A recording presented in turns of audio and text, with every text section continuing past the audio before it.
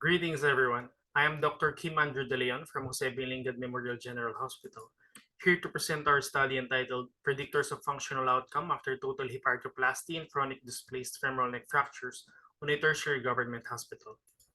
As a summary, the objective of the study is to identify variables that may affect functional outcome after a delay in surgical treatment on femoral neck fracture with total hip arthroplasty at 1 year follow-up. This is a prospective cohort study using the modified Harris-Hip score and lower extremity functional scale as functional outcomes measurement. Demographics and pertinent data were collected from 75 participants operated more than 3 weeks from injury. Surgical procedure followed the standard of care for primary total hip arthroplasty. From our data in the study, it was demonstrated that age, medical comorbidities, and early rehabilitation after total hip arthroplasty significantly impact functional outcomes. Femoral neck fractures occur often in elderly people, frequently from a low energy trauma, and may be related with osteoporosis. Majority of these fractures are intracapsular and will probably compromise the blood supply of the femoral head. Elderly patients with femoral neck fractures justify urgent medical care and surgical intervention. In developing countries like the Philippines, this fracture frequently remains to have long delays in hospital admission to surgery relative to the standard of care in developed countries. Over the last 20 years, the distribution of published reports of this problem has shown that in developing countries, medical treatment can be delayed up to several months because of indigence, unawareness, lack of facilities, or faith in traditional bone setters.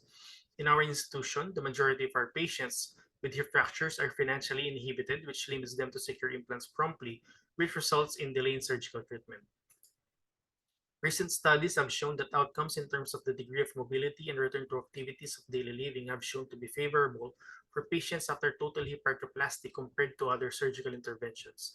But further clinical data is needed on the factors that influence a good functional outcome if total hip arthroplasty for a femoral neck fracture is delayed and did not take place within 24 to 48 hours after trauma.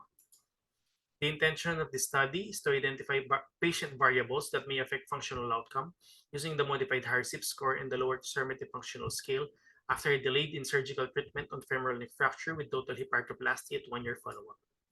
A prospective cohort design was used for this study. All patients received the standard pre-op and post-op protocols for total hip arthroplasty. These are the inclusion and exclusion criteria. Next will be the results of the study. This table shows the repeated measures of ANOVA, showing the significant interaction of modified Harris-Hip score and lower extremity functional scale between all patients' variables.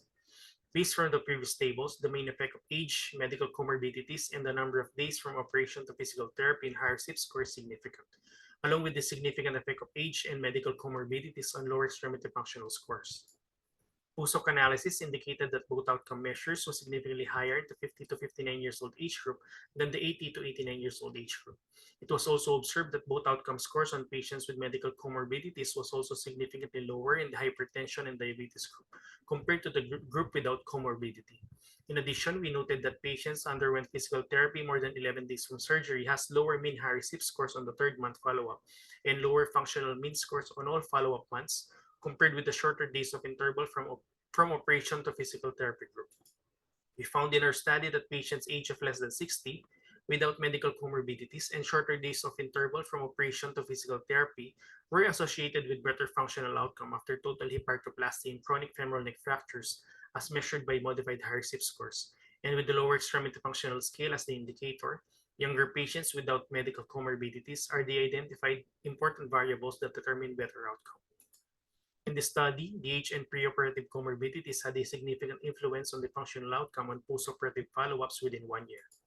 Our study also revealed significance in the number of days from operation to physical therapy associated with Harris-Hip score outcome. These results are congruent with other studies and meta-analysis cited in our paper. To conclude, we can say that it is possible to identify those patients who are at risk for unsuccessful outcome through the use of variables. This paper demonstrates the role of age, medical comorbidities, and early rehabilitation after total hip arthroplasty and chronic femoral neck fractures that can yield better functional outcome measured using Harris-Hip score and lower extremity functional scale, while other variables included in the study do not necessarily dictate the functional outcome. These are my references. Thank you very much.